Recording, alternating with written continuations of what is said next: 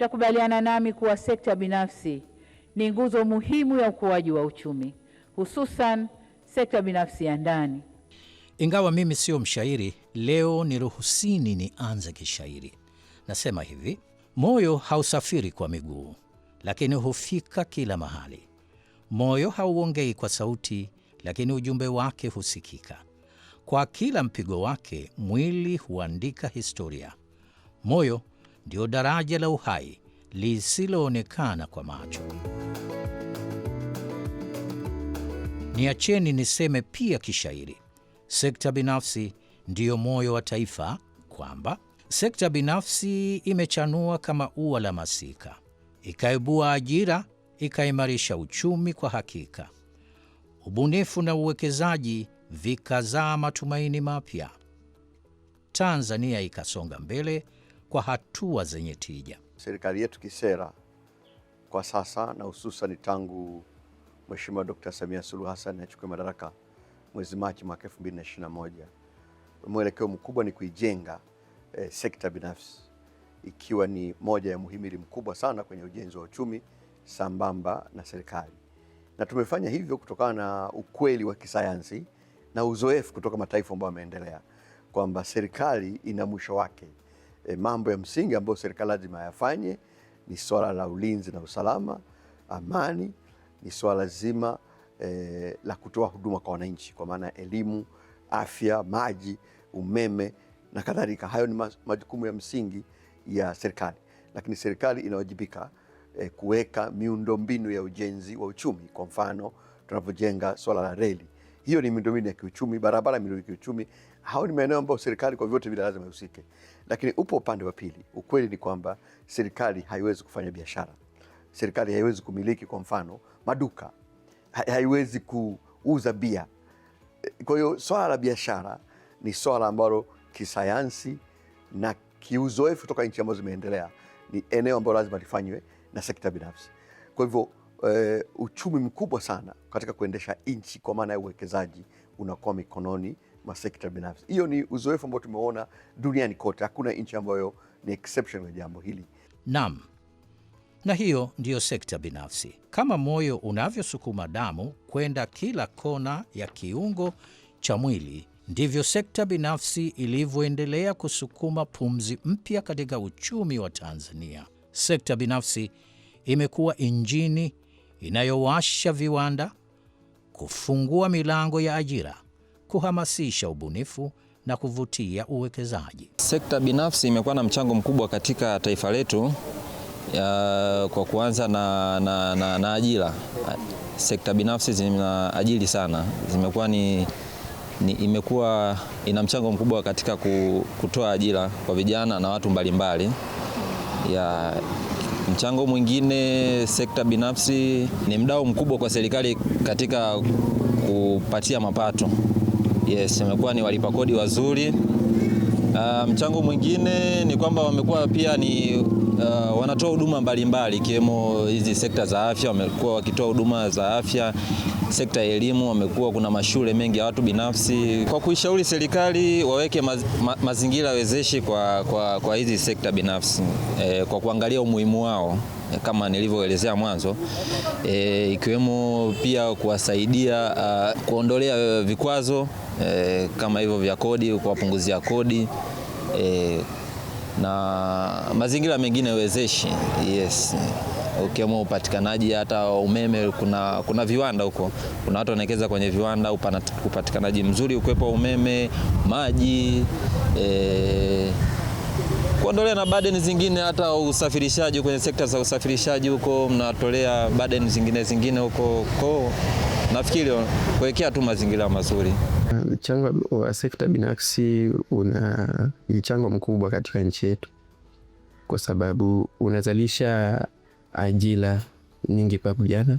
Mfano kama sisi hapa kiwandani, sekta binafsi imeweza kuwawezesha vijana zaidi ya 20 waweza kufanya hii kazi ya viatu. Mazingira ya kazi ni rafiki, kwa sababu kina uhakika kufanya kazi kila siku na kazi zimepatikana. Kwa hiyo mazingira ya kazi sio magumu kama ambavyo yanaweza yakatafasirika kwa mtu mwingine. Ujumbe kwa serikali kuhusu sekta binafsi ni hasa ni kutuwezesha sisi vijana au kutoa mwamko kwa vijana ili waweze kufanya kazi. Tuwe na mwamko wa kupambana ili tuweze kufikia malengo yetu.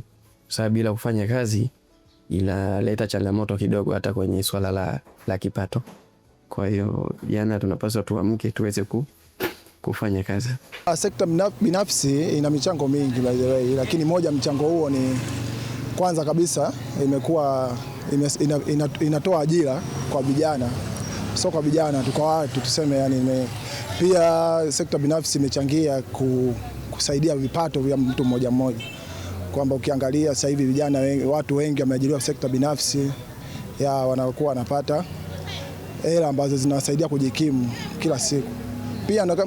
Pia sekta binafsi inasaidia katika kupunguzia mzigo wa serikali kama hivyo, kwamba badala vijana wengi labda au watu kutegemea kwamba wapewe ajira serikalini, wameweza kuajiriwa na sekta binafsi, ikiwemo labda kama hizi kampuni mbalimbali ambazo zinajishughulisha na hizo shughuli za uzalishaji.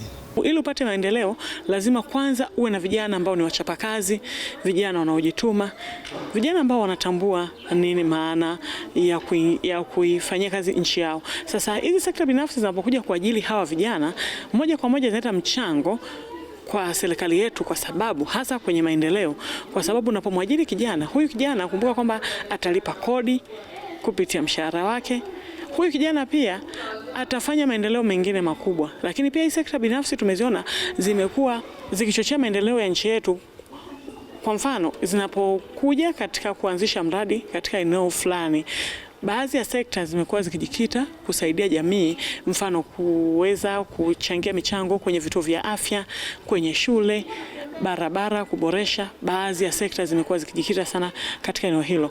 Kodi ni mbegu ya maendeleo. Inapokusanywa kwa weledi, heshima na urafiki, huzaa imani kwa wananchi na kujenga taifa lenye barabara bora, huduma bora na uchumi imara. Ukusanyaji wa kodi ni kwa upande wa TRA, wanakusanya vizuri, wana lugha nzuri, wana huduma nzuri, lakini kuna changamoto kidogo kwenye upande wa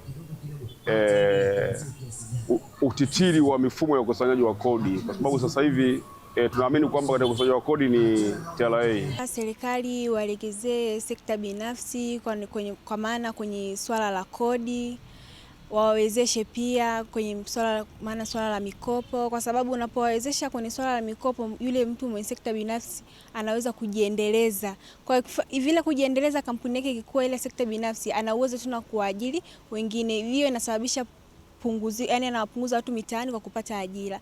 Pia wapunguzie kodi, kwa maana kama ukipandisha kodi utamkatisha tamaa yule pale, biashara itakuwa haiendi. Kwa hiyo wapunguzie kodi, kwa maana kwamba sekta binafsi ina mchango mkubwa sana katika nchi. Sekta binafsi inakuwa imara, mwekezaji huona fursa, mfanyabiashara huona matumaini na mtumiaji akafaidika na huduma bora zaidi. Kwa mujibu wa taarifa ya hali ya uwekezaji ya dunia ya UNCTAD ya mwaka 2025, World Investment Report 2025, Tanzania imeendelea kuimarisha utendaji wake wa mtiririko wa uwekezaji, ambapo uwekezaji kutoka nje ulifikia dola za Marekani bilioni 1.72 mwaka 2024 ukilinganisha na dola bilioni 1.34 mwaka 2023, sawa na ukuaji wa asilimia 28.3. Wawekezaji pia wa ndani na nje ya nchi tunakutana nao, kwa kweli wanakiri na kupongeza sana kwamba mazingira ya biashara yameboreka sana katika miaka ya hivi karibuni.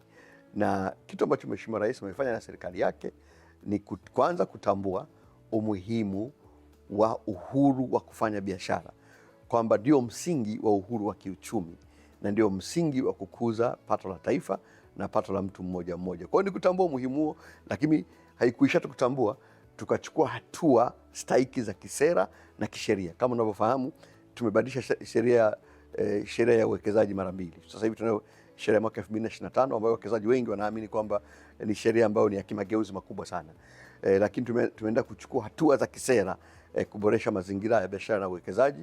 Tumetekeleza kwa mfano Mkumbi ambao ni mkakati wa kuboresha mazingira ya biashara na uwekezaji nchini ambao umetekelezwa kwa miaka tangu mwaka 2018 mpaka mwaka 2025. Sasa hivi tunaandika awamu ya pili ya mkakati huo. Kwa hatua zote hizi za kisera, za kisheria, za kiutawala, na muhimu zaidi kubwa kuliko yote, utashi wa kisiasa na utashi wa kiuongozi binafsi wa Mheshimiwa Dr. Samia Suluhu Hassan imeweza kuleta mageuzi haya makubwa. Katika kipindi hiki, juhudi za kuboresha mazingira ya biashara zimezidi kupewa nguvu na kipaumbele. Milango ya uwekezaji imefunguliwa zaidi, changamoto zimeendelea kutatuliwa na imani ya wawekezaji imeendelea kuongezeka. Ni kwa msingi huo, Waswahili husema mti hauoti kwa kivuli chake, bali hukua kwa kutunzwa. Kwa miaka yote hii tumeendelea kufanya vizuri, tumeendelea kuwa na ushirikiano mkubwa sana na wafanyabiashara katika ngazi zote, kwa wafanyabiashara wadogo, wale wakati na wale wakubwa, kutokana na huduma mbalimbali ambazo tunazowapa. Kuna vigezo mbalimbali ambao tumeendelea kuvitumia kama sehemu ya kuwa kivutio katika kuhakikisha kwamba katika uwezeshaji wa biashara. Kamishina mkuu ndugu yetu Yusuf Juma Mwenda katika miaka hii yote miwili amekuja na nyenzo muhimu ya kuwawezesha wafanyabiashara au walipa kodi. Ameanzisha madawati ya uwezeshaji wa biashara katika ngazi zote, ngazi ya wilaya hadi ngazi ya mkoa pamoja na maeneo ya kiforodha. Hii imekuwa ni chachu mojawapo kubwa sana ambayo imewavuta wafanyabiashara na imewezesha wafanyabiashara kuhakikisha kwamba wakiwa na shida zao, wakiwa na matatizo yao, wakiwa na mahitaji yao yanatatuliwa kiurahisi. Kuna wengine wanakuja na masuala ya usajili wa biashara, wengine wanakuja na masuala ya uwasilishaji wa return, hata malipo ya kodi, au sehemu nyingine mtu anashindwa tu kutumia mifumo mbalimbali ya TRA ambayo tumeweka. Haya madawati ya uwezeshaji biashara yamefanyika kivutio kikubwa katika kuwezesha biashara hapa Tanzania. Lakini sehemu nyingine ni matumizi ya mifumo. Ikumbuke kwamba zamani TRA ukitaka kulipa kodi, ukitaka kujisajili, ukitaka kuwasilisha return, hata utunzaji wa kumbukumbu za biashara ni lazima utumie nyaraka, makaratasi, au fike TRA kwa ajili ya usajili, au fike TRA kwa ajili ya kulipa kodi, unapanga foleni. Lakini sasa hivi mifumo hii ambayo imewekwa, kumbuka kwamba tunaendelea kutekeleza yale maagizo ya Mheshimiwa Rais ya kwamba mifumo ifanye kazi katika kukusanya kodi. Sekta binafsi imeandika sura mpya ya maendeleo ya Tanzania. Imeonyesha kwamba uchumi haujengwi na serikali pekee, bali kwa mikono ya wajasiriamali, wakulima, wafanya biashara, wawekezaji na wafanyakazi wanaozalisha kila siku, huku mazingira bora na rafiki ya biashara yakiwa ni kiambajengo thabiti. Sekta binafsi kwa hapa nchini ni sekta ambayo inategemewa kama injini ya uchumi wa taifa. Ni sekta ambayo inachangia kwa kiasi kikubwa katika upatikanaji wa ajira kwa Watanzania, lakini pia inasaidia katika kukuza mapato ya nchi, kwa maana ya kwamba wanafanya biashara ambao wanaweza kulipa kodi. Lakini pia sekta binafsi imeweza kuongeza katika kuweza kushirikiana kuleta uwekezaji. Wanakuja watu katika nchi za nje kuhakikisha wanaangalia fursa zinazopatikana hapa nchini na kufanya uwekezaji, tunaita foreign direct investment. Lakini pia sekta binafsi inaongeza ubunifu katika kuzalisha ili kuweza kuzalisha bidhaa ambazo zinaweza zikashindana katika masoko ya ndani pamoja na nje ya nchi. Kwa hiyo sekta binafsi imeendelea kuwa ni nguvu ama injini ya uchumi katika nchi yetu, na utaweza kugundua kabisa sekta binafsi kwa Tanzania imeendelea kukua kwa upande wa viwanda, kwenye uwekezaji, kwenye kilimo, lakini vile vile kwenye eneo la utalii.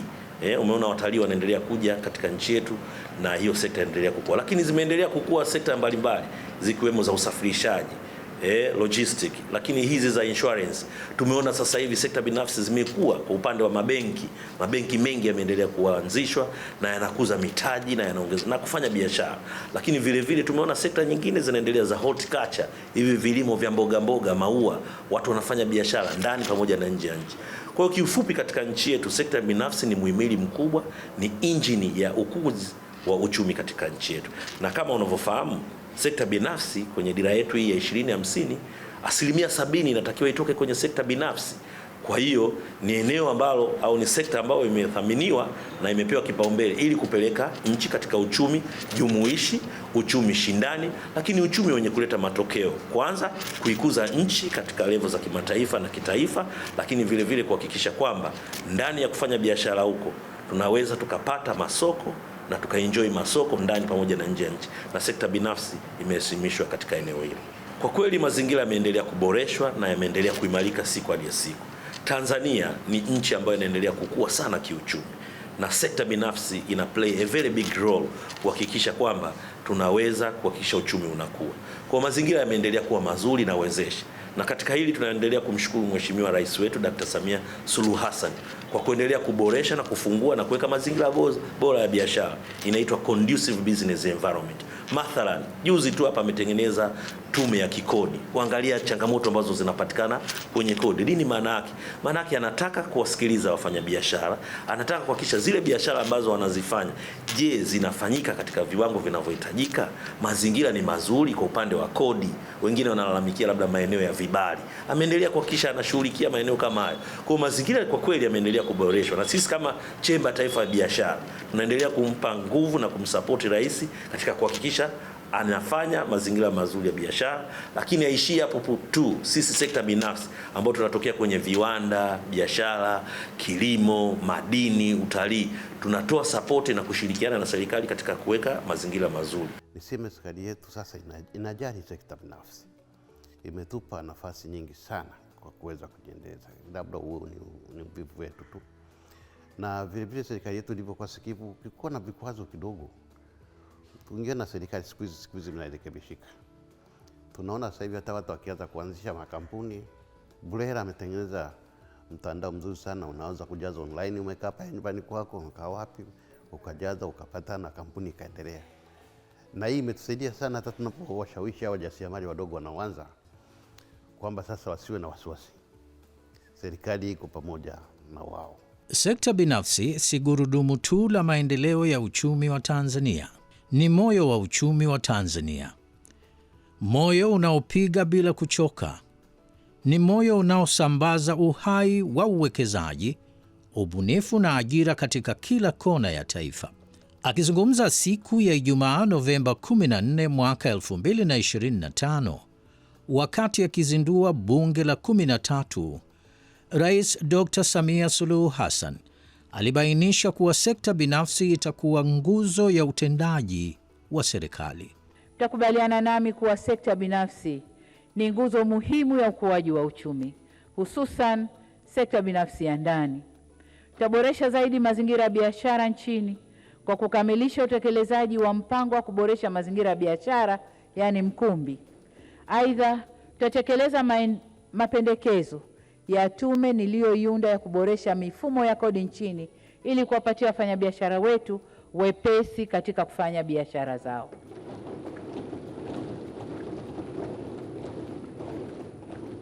Tutaendelea kuweka nguvu zaidi kudhibiti mfumuko wa bei za bidhaa, ambayo ni hatua muhimu katika kupunguza gharama za maisha ya wananchi. Pia tutaweka motisha kwa viwanda vya ndani ili viweze kuzalisha kwa gharama nafuu na kuuza kwenye soko la ndani na nje. Tutaongeza vivutio vya kikodi na visivyo vya kikodi ili kuchochea uzalishaji na kukuza ushindani wa bidhaa za ndani. Mbali na mikopo, tutafungua fursa mahsusi kuhamasisha vijana na wamiliki wa biashara ndogo ndogo kupata elimu ya biashara na kuweza kujisajili katika mfumo wa kielektroniki wa manunuzi ya serikali, yani TANSIS. Vile vile, kupitia vyuo vyetu vya ufundi stadi VETA, tutaongeza programu maalum za mafunzo ya ufundi stadi na kuunganisha programu hizi na miradi ya kimkakati kama reli ya kisasa, uendelezaji wa bandari, uchumi wa buluu, madini na gesi, ili vijana hawa wapate uzoefu na waweze kuajirika. Kwa watakuwa VETA wanasoma na wanakwenda kufanya mazoezi kwenye miradi mikubwa hiyo. Serikali itaanzisha kanda za kuendeleza ujuzi zitakazowezesha vijana kupata ujuzi unaohitajika katika makampuni ya sekta binafsi na kuangalia uwezekano wa kutoa vivutio maalum kwa makampuni yatakayotoa nafasi nyingi za ajira kwa vijana. Ushirikiano kati ya serikali na sekta binafsi unabaki kuwa nguzo kuu ya maendeleo ya taifa. Tanzania inachukua nafasi thabiti kikanda na kimataifa, ikichochea ukuaji wa uchumi, ajira na uwekezaji endelevu. Rais Dr. Samia akarejea tena kuhusu umuhimu wa sekta binafsi tarehe 12 Mei 2026 alipozungumza katika maadhimisho ya miaka 60 ya Benki Kuu ya Tanzania BOT. Dhamira hii pia imeainishwa katika ilani ya Chama cha Mapinduzi ya mwaka 2025, ikiwemo msisitizo katika kukuza uchumi na kipato, kuongeza ajira na kuwawezesha wananchi kiuchumi. Malengo haya hayawezi kufikiwa kwa fedha za serikali peke yake. Yanahitaji mfumo wa fedha unaokusanya akiba, unaoelekeza mitaji kwenye uzalishaji na kuwekeza ukuaji wa sekta binafsi. Hivyo ni wajibu wa Benki Kuu ya Tanzania kuhakikisha kuwa tunakuwa na taasisi imara za fedha zenye kujenga biashara zenye mitaji ya kutosha. Tuwe na akiba ya kutosha ya fedha za kigeni itakayotuwezesha kufanya biashara nje ya mipaka ya Tanzania. Hakika, Rais Dr. Samia Suluhu Hassan na sekta binafsi ni chanda na pete. Labda nikukumbusheni tu kwa ufupi kauli zake kuhusu umuhimu wa sekta binafsi katika maendeleo ya nchi. Tarehe 14 Julai 2022, katika kongamano la kumuenzi Benjamin William Mkapa, Rais Dr. Samia Suluhu Hassan alisisitiza umuhimu wa uhusiano thabiti wa sekta binafsi na serikali. Tarehe 9 Juni 2023, wakati wa ufunguzi wa mkutano wa 14 wa Baraza la Taifa la Biashara, aliitaka sekta binafsi kushirikiana zaidi, kuboresha uratibu wa ndani na kuendelea kushirikiana na serikali katika kuboresha mazingira ya biashara na uwekezaji. Tarehe 15 Aprili 2024, katika kikao cha 37 cha kamati tendaji cha TNBC, ilitolewa taarifa na Katibu Mkuu Kiongozi kuhusu mafanikio yaliyopatikana katika kuboresha mazingira ya biashara. Tarehe 12 Juni 2026, katika maadhimisho ya miaka 60 ya Benki Kuu ya Tanzania, Rais Dr. Samia alisisitiza upatikanaji wa mikopo nafuu kwa sekta binafsi, vijana, wanawake na wakulima, pamoja na kupunguza vikwazo vya kupata mikopo. Tuwe na mipango ya kuhakikisha taasisi zote za kifedha zinaimarisha uwazi kuhusu gharama za mikopo inayotolewa kwa wananchi. Mwananchi apewe taarifa sahihi na kwa lugha nyepesi, kiasi atakacholipa kwa kipindi gani na kwa gharama gani, kabla hajafanya uamuzi wa kuchukua mkopo husika. Na hayo ni kwa uchache tu. Dira ya Taifa ya Maendeleo katika ukurasa wake wa 26 kipengele cha 4.1.5 inasomeka kuwa, hapa na nukuu, sekta binafsi imara ni muhimu katika kukuza uchumi imara, jumuishi na shindani. Kuwepo kwa biashara ndogo, za kati na kubwa zinazomilikiwa na wafanyabiashara wa ndani na wa kigeni pamoja na mashirika ya umma ya kibiashara kunaimarisha ushiriki wa nchi katika soko la kimataifa, kuchochea ubunifu, utulivu na ustahimilivu wa kiuchumi na kuhakikisha ukuaji endelevu wa biashara unaoendana na mabadiliko ya soko. Mwisho wa kunukuu. Hali kadhalika, Ilani ya Chama cha Mapinduzi 2025-2030 ukurasa wa 13 sehemu ya 2.1.2 inasomeka kuwa, na hapa na nukuu, CCM inatambua kuwa sekta binafsi ndiyo mhimili wa ujenzi wa uchumi imara. Hivyo serikali ya CCM zitaendelea kuweka mazingira wezeshi ya kukuza sekta binafsi nchini. Mwisho wa kunukuu.